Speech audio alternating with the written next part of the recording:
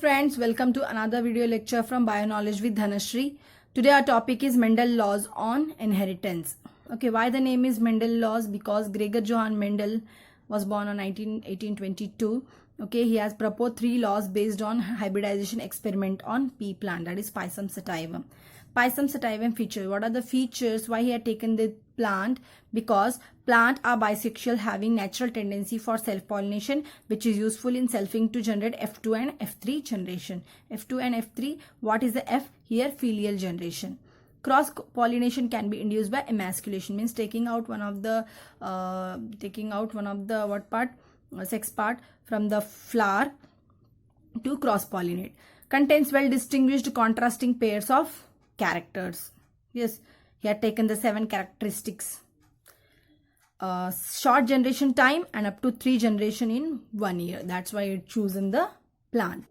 So Mendel carried out initially monohybridization experiments, selecting single pair of contrasting character followed by dihybridization and polyhybridization. This approach allowed Mendel to analyze the results more easily. Yes, monohybridization means taking one single character. Hybridization means taking 2 characters. Poly means many characters. Okay, so Mendel was first to introduce quantitative analysis of genetic data. Before Mendel, there are other scientists also there. They failed to give the quantitative analysis for genetic data. He given for monohybridization 3:1, 1:2:1, and for dihybridization 9:3:3:1. Mendel summarized his experiment result in paper entitled Hybridization Experiments in Plants and published in Annual Proceedings of Natural History Society of Bonn. Mendel results remain hidden until 1900 when the Hugo de Vries, Chemark and Curran independently rediscovered Mendel's finding. Again he rediscovered, again after the death of Mendel, results were independently rediscovered by these 3 scientists. Okay, after his rediscovery, genetics was truly born again. Okay, the term genetic was later coined by Bateson. Mendel proposed 2 laws based on monohybridization and 1 law based on dihybridization. The 2 laws based on monohybridization, what are those? Law of dominance and law of segregation. So again the 3rd law is based on dihybridization, means taking 2 characters. Law of independent assortment, that is. Now we'll see law of dominance, that is based on monohybridization, means taking 1 character. When the cross is carried out between 2 pure line individuals, all the F1 progeny will have the same phenotype that correspond to dominant phenotype. Means here, if the pure lines taken for the crossing, okay, that in the F1 generation, what will be expressed? The dominant character will be expressed. That is called as law of dominance. Okay, you can see here pure line individual, capital T, small t, capital T for tall, small t for dwarf. So if we cross that one, capital T and small t, capital T and small t. So here the dominant character expressed. Okay, the one that expressed is dominant character and one that unexpressed is a recessive character. So recessive character can express only when the pair consists of both recessive. Okay, when that recessive will be expressed, when that will be in homozygous state, that time only it will be expressed. So in F2 generation, if we crossed again this, what you can see here, yes, T, you can see here, T, this one, this and this, then this. So you can see in F2 generation, you will get 3:1 phenotypic ratio. Means here 3 dominant characters will be there and 1 recessive will be there. So that's why it is 3:1. And here genotypic ratio, this is small, this is homozygous tall, this heterozygous tall, and this is dwarf. Means this is 2, this is 1, and this is again 1. So that is why 1:2:1 is a genotypic ratio.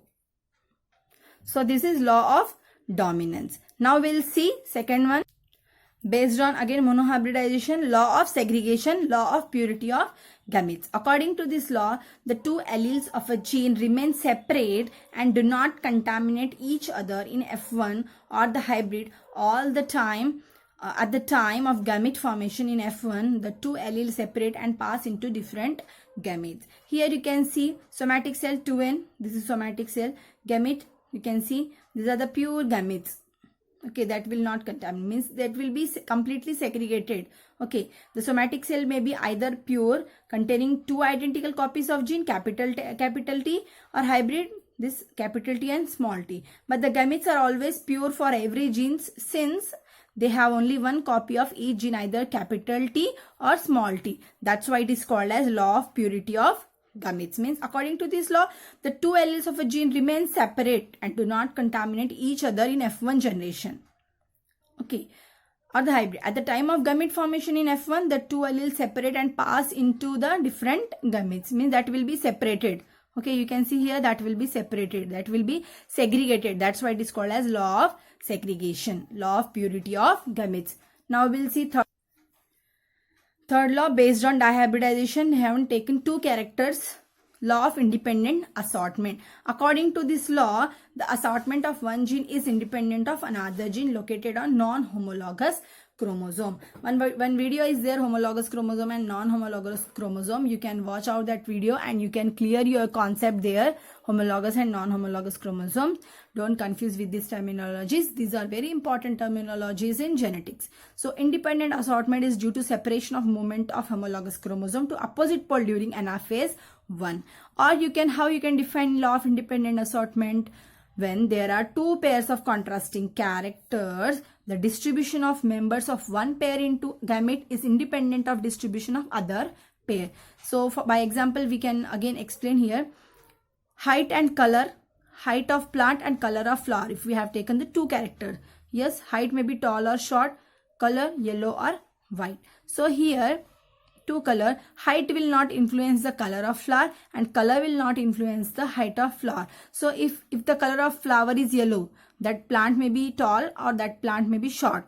Okay, if the height of plant tall, that color will be yellow or white. Okay, if the height of plant is short, that color will be yellow or white. Means that will not influence each other. Two characters will not influence each other. Here you can see TT, capital T, capital T, capital Y, means that will be independently assorted. Capital T, capital T, capital Y, capital T, capital Y. Here you can see independently assorted.